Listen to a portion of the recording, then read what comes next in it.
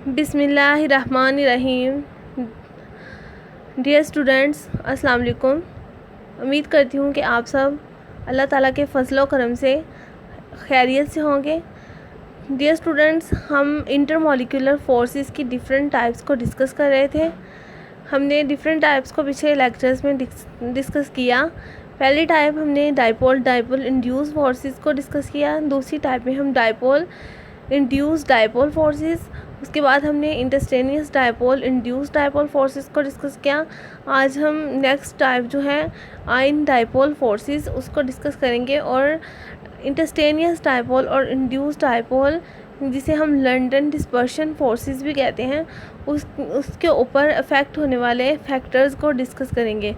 तो ion dipole forces क्या है? आयन डाइपोल फोर्सेस, जैसा कि हमें इसके नाम से ज़ाहिर हो रहा है कि ये फोर्सेस हैं between an ion and a polar molecule. मतलब वो फोर्स ऑफ अट्रैक्शन जो आयन और एक पोलर मॉलिक्यूल के दरमियान होती हैं, उनसे हम कहते हैं आयन डाइपोल फोर्सेस। जैसे कि आपको पता है, जो पोलर मॉलिक्यूल्स होते हैं उनमें इलेक्ट्रोनेगेटिविटी के डिफरेंस की वजह से पोलैरिटी डेवलप होती है, पोल्स बन जाते हैं, जिसे हम डाइपोल का नाम देते हैं। और जब ऐसे मॉलिक्यूल के अंदर हम आयंस जब ऐसे मॉलिक्यूल के अंदर आयंस प्रेजेंट होते हैं, तो वो जो आयंस होते हैं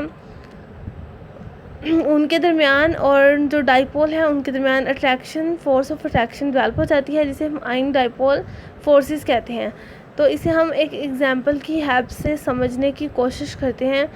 एग्जांपल है हमारे पास साल्ट और वाटर हमें पता है कि एक पोलर मॉलिक्यूल है।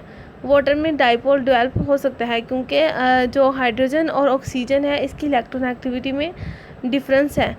तो साल्ट NaCl, जब इसे हम वाटर में डिज़ोल्व करवाते हैं तो ये आयंस में कन्वर्ट हो जाता है। Na पॉजिटिव आयन और Cl नेगेटिव आयंस बना देता है।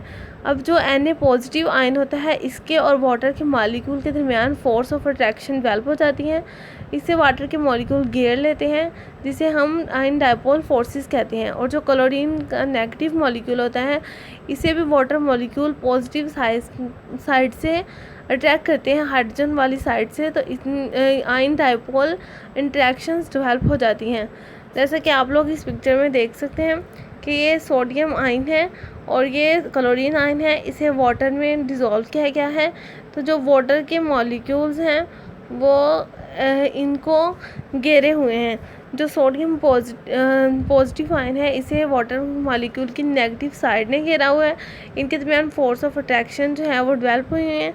और जो क्लोरीन का नेगेटिव मॉलिक्यूल है, इसे वाटर की पॉजिटिव साइड ने अट्रैक्ट किया हुआ है। इनके दरमियान आयन डाइपोल फोर्सेस जो हैं वो डेवलप हुई हुई हैं। इस वजह से जो सोडियम NaCl है वो डिज़ोल्व हो जाता है वाटर में। तो हमने अब आयन डाइपोल फोर्सेस को देख लिया। ये आयन डाइपोल फोर्सेस जो हैं ये बिटवीन एन आयन और पोलर मॉलिक्यूल होती हैं। ये फोर्स ऑफ अट्रैक्शन है between a dipole of a molecule and ion. मतलब आयन और किसी मॉलिक्यूल के डाइपोल के दरमियान जो फोर्स ऑफ अट्रैक्शन होती हैं, उसे हम कहते हैं आयन डाइपोल फोर्सेस। तो नेक्स्ट हम देखेंगे कि वो कौन से फैक्टर हैं जो लंदन डिस्पर्शन फोर्सेस को अफेक्ट करते हैं।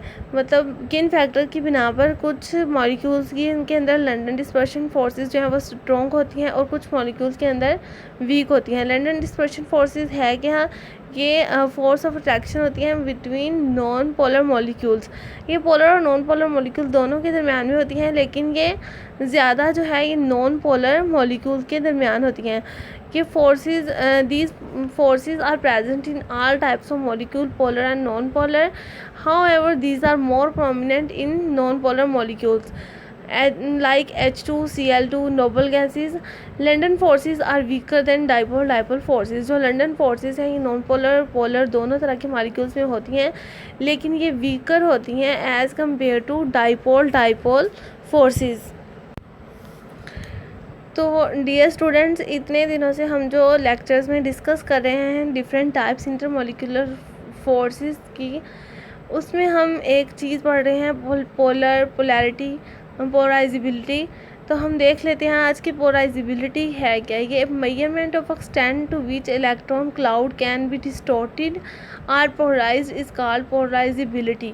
मतलब वो एक्सटेंड किसी मॉलिक्यूल के अंदर जो इलेक्ट्रॉन क्लाउड है उसे डिस्टोर्ट करने का और पोलराइज करने का जो मैक्सिमम एक्सटेंट होता है उसे पोलराइजेबिलिटी कहते हैं। मतलब एक मॉलिक्यूल है और उसके इर्द गिर्द जो इलेक्ट्रॉन्स हैं, ये एक मॉलिक्यूल है, इसके दरम्यान में प्रोटॉन है, इसके गिर्द जो इलेक्ट्रॉन्स हैं उनको डिस्टोर्ट करके उनको पोलर फॉर्म में उनका पोल बनाने के लिए जो उसमें एबिलिटी है उसे हम जो उसमें एक्सटेंड है, जिस हद तक वो जो इलेक्ट्रॉन्स हैं वो डिस्टोर्ट हो सकते हैं, उसे हम कहते हैं polarizability. Measurement of extent to which electron cloud can be distorted or created or polarised is called polarizability. तो कोई भी species atom ion molecule polarize कहलाएगी अगर टेम्परेरी डाइपोल जो है उसमें क्रिएट हो जाए by distortion of electron cloud. Electron cloud की डिस्टोर्शन से टेम्परेरी डाइपोल जब किसी भी एटम आयन या मॉलिक्यूल में डेवलप हो जाता है, क्रिएट हो जाता है, हम उसे पोलराइज कह देते हैं। किसी भी वजह से नियर बाय एटम की वजह से उसमें जब जो इलेक्ट्रॉन क्लाउड होता है वो डिस्टोर्ट हो जाता है और उसमें डाइपोल बन जाता है, उसे हम कहते हैं कि पोलराइज्ड एटम आयन या मॉलिक्यूल है। अब हम देखते हैं उन फैक्टर्स को जिस पे लंडन डिस्पर्शन फोर्सेस जो हैं वो डिपेंड करती हैं। मतलब वो वाले फैक्टर्स जिनकी वजह से कुछ मॉलिक्यूल में ये स्ट्रॉन्ग होती हैं, कुछ मॉलिक्यूल में ये वीक होती हैं। तो इसी बिना पर मॉलिक्यूल की जो फिज़िकल स्टेट होती है वो चेंज हो जाती है। कुछ मॉलिक्यूल लिक्विड फॉर्म में होते हैं, कुछ मॉलिक्यूल जो है वो सॉलिड फॉर्म में होते हैं। तो सबसे पहला जो फैक्टर है वो है size of atom. First of all जो फैक्टर है वो साइज़ ऑफ इलेक्ट्रॉनिक क्लाउड है या फिर साइज़ ऑफ एटम है। जितना बड़ा एटम या मॉलिक्यूल का साइज़ होगा, इट्स क्लियर डैट कि उतने ही बड़ा जो है वो इलेक्ट्रॉनिक क्लाउड जो है उसका साइज़ होगा।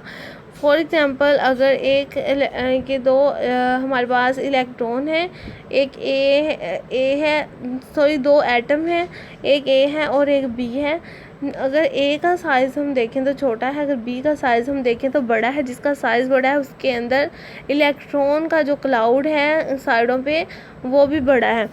तो जितना ज़्यादा एटम्स या मॉलिक्यूल्स का साइज़ बड़ा होगा उतनी ही डिस्पर्शन ऑफ इलेक्ट्रॉन ईजी होगी, इलेक्ट्रॉन की डिस्टॉर्शन ईजी होगी उस और पोलराइजेबिलिटी उसकी हाई होगी और लंडन फोर्सेस स्ट्रॉन्गर होंगी।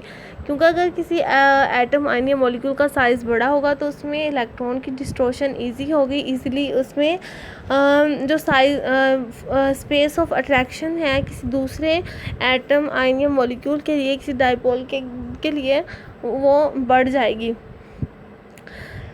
स्पेस बढ़ेगी तो फोर्स ऑफ अट्रैक्शन भी बढ़ जाएंगी। जब फोर्स ऑफ अट्रैक्शन बढ़ेंगी तो वो मॉलिक्यूल एक दूसरे के करीब करीब रहेंगे, जिसकी वजह से वो स्ट्रॉन्ग हो जाएंगे। तो अगर साइज़ ऑफ एटम मॉलिक्यूल्स बड़ा होगा तो डिस्पर्शन इजी होगी, पोलराइजेबिलिटी भी इजी होगी और लंडन फोर्सेस भी स्ट्रॉन्गर होंगी। तो इसकी यहाँ पर एग्जांपल है boiling point of noble gases and halogens. जो boiling point of noble gases हैं और हैलोजेंस हैं ये डाउन द ग्रुप इंक्रीज़ होते हैं पीरियोडिक टेबल में। इसकी वजह ये है कि जो नोबल गैसेस है उसमें जो इलेक्ट्रॉनिक क्लाउड है उसका साइज़ जो है वो डाउन द ग्रुप इंक्रीज़ होता है। साइज़ इंक्रीज़ होने की वजह से उसमें ईजीली इलेक्ट्रॉन की डिस्टॉर्शन हो जाती है, उसमें पोलराइजेबिलिटी उसकी बढ़ जाती है और उसमें ज़्यादा स्पेस बन जाती है एट फोर्स ऑफ अट्रैक्शन की। तो इसलिए उनके अंदर लंडन डिस्पर्शन फोर्सेस जो है वो स्ट्रॉन्गर हो जाती हैं, इसलिए उनका बॉइलिंग पॉइंट जो है वो इंक्रीज़ हो जाते हैं। जैसे हमें पता है कि ग्रुप में हम जैसे पीरियोडिक टेबल में नीचे की तरफ जाते हैं तो एटॉमिक साइज़ जो है वो इंक्रीज़ होता है, नंबर ऑफ़ शेल्स इंक्रीज़ होते हैं, नंबर ऑफ़ इलेक्ट्रॉन्स इंक्रीज़ होते हैं। तो जैसे जैसे साइज़ बढ़ता जाता है तो इलेक्ट्रॉन का जो इलेक्ट्रॉनिक क्लाउड है वो उसका साइज़ बढ़ता जाता है। तो इलेक्ट्रॉनिक क्लाउड का साइज़ जब बढ़ता है तो जब उसमें डिस्टॉर्शन पैदा होती है तो उसमें जो स्पेस होती है अट्रैक्शन के लिए दूसरे एटम आयन या मॉलिक्यूल जो उसके नियर बाय होते हैं, दूसरे डाइपोल, उनके लिए अट्रैक्शन की जो स्पेस है वो बढ़ जाती है। जो boiling point of noble gases है इसलिए वो इंक्रीज़ हो जाते हैं, और जो बॉइलिंग पॉइंट ऑफ हैलोजेंस हैं वो भी इंक्रीज़ हो जाते हैं डाउन द ग्रुप। जो नोबल गैसेस हैं मोनो एटॉमिक गैसेस हैं, they don't form covalent bond among themselves because their outer shells are complete. जो हैलोजन नोबल गैसेस हैं इनके हमें पता है कि मोनोटॉमिक गैसेस होती हैं, इनके शेल पहले ही कंप्लीट होते हैं, इनमें और किसी तरह की बॉन्डिंग नहीं होती, लेकिन इनमें इंटरमॉलिक्यूलर इन जो फोर्सेस हैं लंडन डिस्पर्शन फोर्सेस वो ज़रूर होती हैं, क्योंकि नॉन पोलर होते हैं। नॉन पोलर के दरमियान लंडन डिस्पर्शन फोर्सेस पाई जाती हैं। तो halogens have different physical states at room temperature. जो हैलोजेंस हैं ये non polar di atomic molecules हैं, लेकिन इनकी रूम टेम्परेचर पे फिजिकल स्टेट जो है वो डिफरेंट होती हैं। तमाम हैलोजेंस हैं तो non polar di atomic molecule, fluorine, chlorine, bromine, iodine तमाम जो है वो नॉन पोलर हैं, और तमाम जो है वो डाई एटॉमिक मॉलिक्यूल हैं, लेकिन इनकी जो फिज़िकल स्टेट है रूम टेम्परेचर पे वो डिफरेंट है। वो कैसे? जो फ्लोरीन और क्लोरीन है वो गैसेस हैं, जो ब्रोमीन है वो लिक्विड है, जो आयोडीन है वो सॉलिड है। ऐसा क्यों है? ऐसा इसलिए है कि जो फ्लोरीन क्लोरीन जो है वो पीरियोडिक टेबल में ग्रुप में सबसे ऊपर आते हैं। इनका एटॉमिक जो मास होता है, इनमें इलेक्ट्रॉनिक क्लाउड है जो उसका साइज़ छोटा होता है। इनमें जो फोर्स ऑफ अट्रैक्शन के लिए स्पेस है वो कम होती है, जबकि ब्रोमीन में फ्लोरीन क्लोरीन की निस्बत ज़्यादा स्पेस होती है अट्रैक्शन के लिए। जब इनके इलेक्ट्रॉन डिस्टॉर्ट होते हैं, इनमें डाइपोल डेवलप होता है, तो ब्रोमीन के अंदर जो फोर्स ऑफ अट्रैक्शन है वो ज़्यादा होती है। इसमें लंडन डिस्पर्शन फोर्सेस जो हैं वो स्ट्रॉन्ग होती हैं as compare to fluorine and chlorine. तो जो आयोडीन है इसमें स्पेस जो है वो फोर्स ऑफ अट्रैक्शन के लिए ज़्यादा होती है, क्योंकि ये डाउन द ग्रुप सबसे एंड पे है ग्रुप पीरियोडिक टेबल में। इसका साइज़ जो है वो सबसे बड़ा है, इसमें इलेक्ट्रॉनिक क्लाउड का साइज़ बड़ा है, फोर्स ऑफ अट्रैक्शन के लिए जो स्पेस है वो ज़्यादा है, इसलिए इसमें लंडन डिस्पर्शन फोर्सेस जो हैं वो स्ट्रॉन्ग होती हैं। ये सॉलिड फॉर्म में पाया जाता है। It is because electronic cloud size increase down the group in the periodic table due to increase in atomic size. Atomic size increase होने की वजह से पीरियोडिक टेबल में इलेक्ट्रॉनिक क्लाउड साइज़ भी इंक्रीज़ होता है, और फोर्स ऑफ अट्रैक्शन के लिए स्पेस इंक्रीज़ हो जाती है। ज़्यादा मॉलिक्यूल्स एक दूसरे के साथ अट्रैक्ट करते हैं, एक दूसरे के करीब आ जाते हैं, इसलिए ये लिक्विड और सॉलिड फॉर्म में होते हैं। और उसके बाद है कि atoms are easily polarised down the group and develop strong London forces. जो जैसे जैसे हम ग्रुप में नीचे की तरफ जाते हैं तो हमारे पास जो इलेक्ट्रॉनिक क्लाउड है उसका साइज़ बड़ा होता है, इसलिए एटम इजीली पोलराइज हो जाते हैं डाउन द ग्रुप, और उनमें स्ट्रॉन्ग लंडन फोर्सेस डेवलप हो जाती हैं। जो फिजिकल स्टेट ऑफ हैलोजन है ये चेंज होती हैं डाउन द ग्रुप। जो बॉइलिंग पॉइंट ऑफ फ्लोरीन है वो -188 है, जबकि बॉइलिंग पॉइंट ऑफ आयोडीन जो है वो +184 है। यानी बॉइलिंग पॉइंट ऑफ फ्लोरीन जो है वो कम है बॉइलिंग पॉइंट ऑफ आयोडीन से। आयोडीन का बॉइलिंग पॉइंट इसलिए बढ़ गया क्योंकि इसका साइज़ इंक्रीज़ हो गया। साइज़ इंक्रीज़ होने की वजह से जो स्पेस थी फॉर अट्रैक्शन के लिए वो इंक्रीज़ हो गई। इनके दरमियान लंडन फोर्सेस जो थी वो स्ट्रॉन्ग हो गई, तो मॉलिक्यूल एक दूसरे के करीब आ गए, इसलिए जो आयोडीन है ये लिक्विड ये सॉलिड फॉर्म में होता है और इसका बॉइलिंग पॉइंट सबसे ज़्यादा होते हैं। जो फ्लोरीन और क्लोरीन है ये गैसेस फॉर्म में होती हैं क्योंकि इनका साइज़ छोटा होता है, इनमें लंडन डिस्पर्शन फोर्सेस वीक होती हैं। जो ब्रोमीन है ये लिक्विड फॉर्म में होता है क्योंकि इनमें लंडन डिस्पर्शन फोर्सेस स्ट्रॉन्ग होती हैं as compare to fluorine and chlorine. और ये क्योंकि इनमें इलेक्ट्रॉनिक क्लाउड जो है उसका साइज़ भी बढ़ जाता है। जो आयोडीन है वो सॉलिड फॉर्म में होता है क्योंकि उसमें London dispersion forces much more stronger होती हैं then fluorine, chlorine and bromine, और ये सॉलिड फॉर्म में होता है। और अब दूसरा जो फैक्टर है जिस पे लंडन डिस्पर्शन फोर्सेस अफेक्ट करती हैं वो number of atom in a molecule है। अगर आप इस टेबल में देखें तो फ्लोरीन, क्लोरीन, ब्रोमीन, आयोडीन इन सब के जो है वो बॉइलिंग पॉइंट्स को दिखाया गया है कि जो फ्लोरीन और क्लोरीन है इनके बॉइलिंग पॉइंट्स कम है, ब्रोमीन, आयोडीन के बॉइलिंग पॉइंट्स ज़्यादा हैं क्योंकि इनमें लंडन डिस्पर्शन फोर्सेस स्ट्रॉन्ग होती हैं। इनका साइज़ इंक्रीज़ होने की वजह से ब्रोमीन के जो बॉइलिंग पॉइंट है वो 58 है, जो आयोडीन के 184 है। साइज़ इंक्रीज़ होने की वजह से लंडन डिस्पर्शन फोर्सेस स्ट्रॉन्ग हो गई हैं। नेक्स्ट जो फैक्टर है वो number of atoms in a molecule है। Generally greater number of atoms stronger London forces and vice versa. अब जितने ज़्यादा नंबर ऑफ एटम्स किसी अगर कोई मॉलिक्यूल है जो डिफरेंट एटम से मिलकर बना है, तो उसमें अगर जितने ज़्यादा नंबर ऑफ एटम होंगे उतनी ही लंडन डिस्पर्शन फोर्सेस स्ट्रॉन्ग होंगी। ऐसा क्यों? ऐसा इसलिए क्योंकि जितने ज़्यादा नंबर ऑफ एटम होंगे उतनी ही ज़्यादा जो है वो फोर्स ऑफ अट्रैक्शन के लिए जितनी ज़्यादा नंबर ऑफ़ एटम्स होंगे उतनी ही ज़्यादा पोलराइजेबिलिटी होगी और उतनी ही ज़्यादा स्पेस होगी अट्रैक्शन के लिए। तो लंडन फोर्सेस उतनी ही स्ट्रॉन्ग होंगी। जितनी लंडन फोर्सेस स्ट्रॉन्ग होगी उतनी ही मॉलिक्यूल एक दूसरे के करीब होंगे। तो इसकी एग्जांपल में आप देखें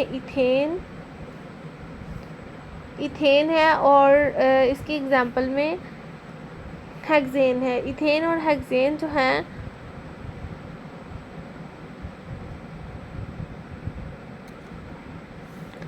इथेन और हेक्सेन जो है, इथेन में टोटल 8 इलेक्ट्रॉन है, हेक्सेन में टोटल 20 इलेक्ट्रॉन है। तो इथेन में टोटल 8 एटम है और जो हेक्सेन है उसमें टोटल 20 एटम्स हैं। ये दोनों ही नॉन पोलर हैं, लेकिन लार्ज नंबर ऑफ एटम्स की वजह से जो हेक्सेन है उसके बॉइलिंग पॉइंट ज़्यादा हैं, क्योंकि उसमें लंडन फोर्सेस ज़्यादा स्ट्रॉन्ग हैं, और जो है इथेन है उसका बॉइलिंग पॉइंट कम है।